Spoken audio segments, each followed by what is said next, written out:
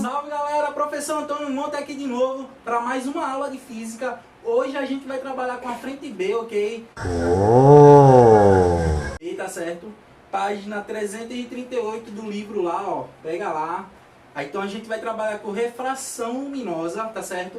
Aí essa aula é muito boa, muito interessante. É claro.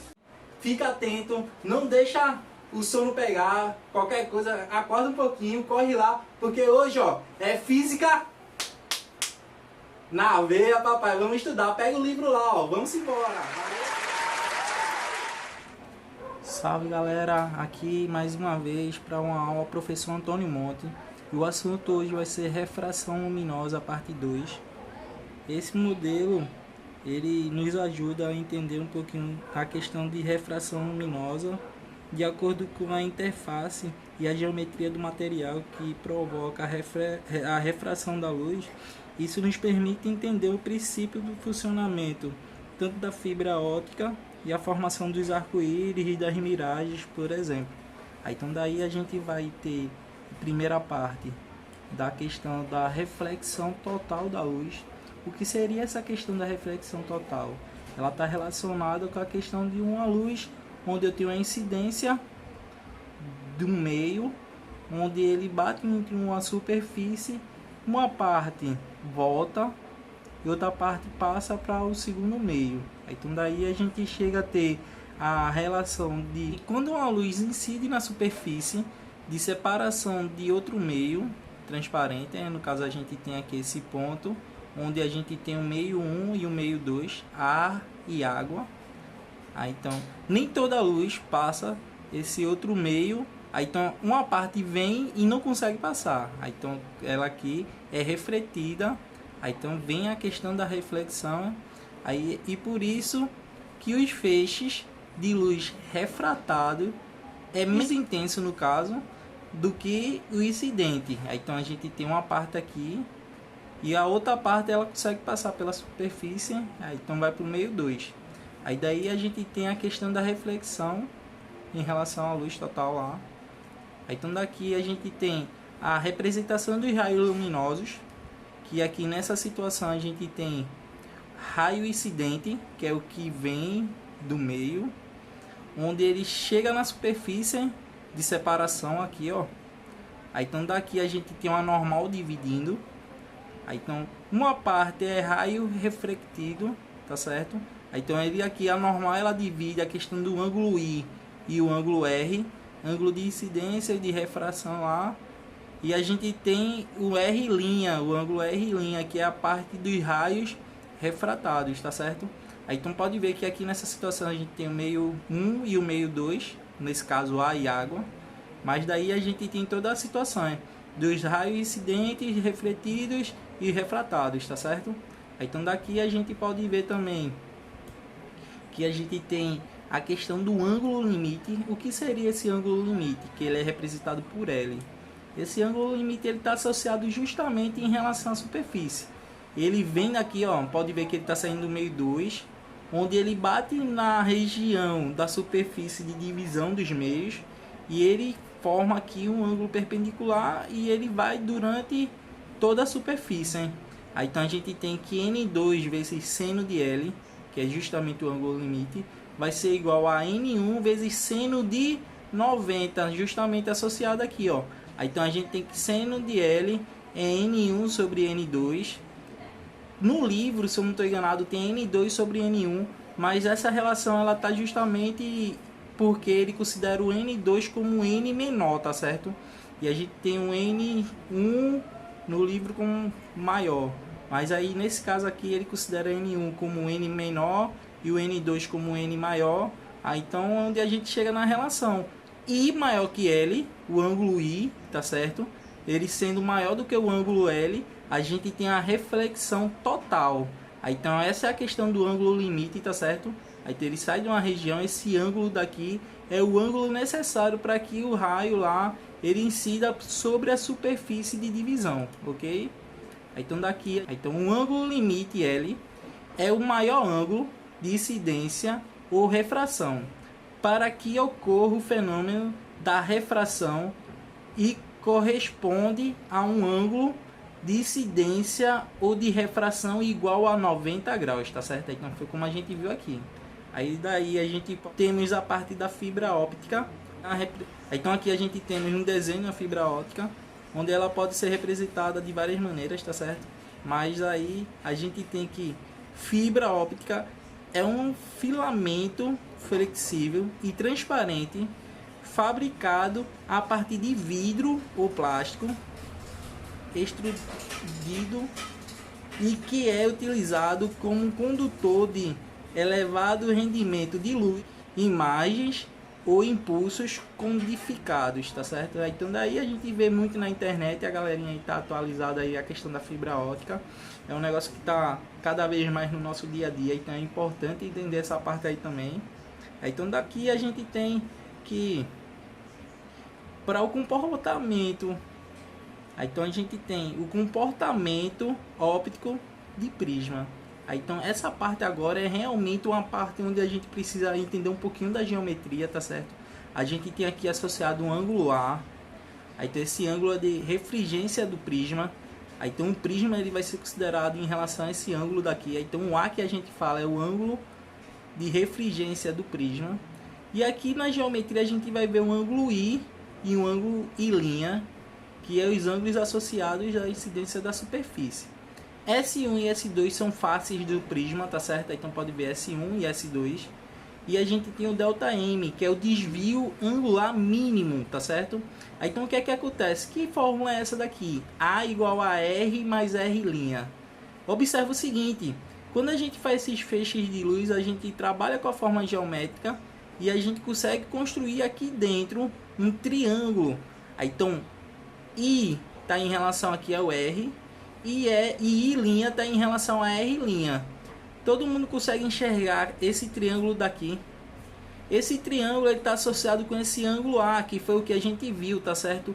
Por geometria a gente consegue encontrar que esse ângulo é o ângulo externo de um triângulo aqui, ó. Então lembra que tem uma relação geométrica que diz o seguinte: a soma dos dois ângulos internos do triângulo, ó, não adjacente é igual ao ângulo externo. Então A é igual à soma de R' mais R'. Aí então a gente chega nessa relação daqui, tá certo? Mas aí a gente não para nisso também. Aí então observa que daqui a gente tem que a associação de dois dióptros cujas superfícies dótricas não são paralelas. Observa que aqui a gente não tem ela em questões paralelas, mas a gente consegue chegar numa relação geométrica. E daqui a gente tem o seguinte, ó, a lei de Snell, que ele fala o seguinte: em primeira fase, N1 vezes seno de I igual a N2 vezes seno de R. Você pode encontrar também em algumas literaturas N1 seno 1, N2 seno 2. Aí então a relação aqui, ó, da segunda fase, lembra que no caso segunda fase ela está trabalhando com N2, né? Aí então é só inverter a situação, hein? Aí então a gente tem N2 igual a seno de R, lembra lá o R que a gente encontrou na relação, igual a N1 vezes seno de I, ó. Aí então R' e I', hein? Aí então tem essa relação aqui também. Aí então dessa relação da lei de Snell a gente consegue chegar nessa relação desvio angular, que no caso o desvio angular é representado por delta. Aí então vai ser igual a I mais I' menos A, tá certo? O nosso ângulo A. Aí então também a gente pode escrever essa equação aqui, ó. Desvio angular mínimo é igual a ΔM, que é igual a 2I menos A. Aí então daqui essas duas relações também a gente vai precisar para resolver exercício, tá certo? Mas de início aí a gente também vai ter de alguns exemplos para a gente identificar como é que a gente pode resolver algumas questões. Mas de início a gente vai ver só mais a questão teórica, tá certo? Aí ele fala aqui, ó, da UE, a razão pela qual a luz pode seguir uma trajetória não retilínea na fibra óptica é consequência do fenômeno que ocorre quando há passagem de um raio de luz de um meio de índice de refração maior para outro meio de índice de refração menor. Com base no texto e no seu conhecimento sobre o tema, analisa a alternativa que apresenta os conceitos ópticos necessários para o entendimento da propagação não retilínea da luz na fibra óptica. Então, em relação à fibra óptica, a gente tem a relação seguinte, as alternativas: difração e foco, reflexão total e ângulo limite, interferência e difração, polarização em planos focal, imagem virtual e foco. Vê só, gente. Em relação às alternativas, a gente pode dizer o seguinte, que para a relação do ângulo limite, a gente sempre tem a questão da reflexão total. Então, do que a gente viu até agora, em relação à fibra óptica, ela trabalha em cima desse conceito aqui, tá certo? Foi o que a gente viu lá da equação. Então, em cima do que a gente viu, então, a reflexão total e o ângulo limite, eles estão justamente associados aqui ao entendimento da propagação, tá certo? Da luz na fibra óptica, ok? Então, resposta aqui, ó, letra B. Então, letra B.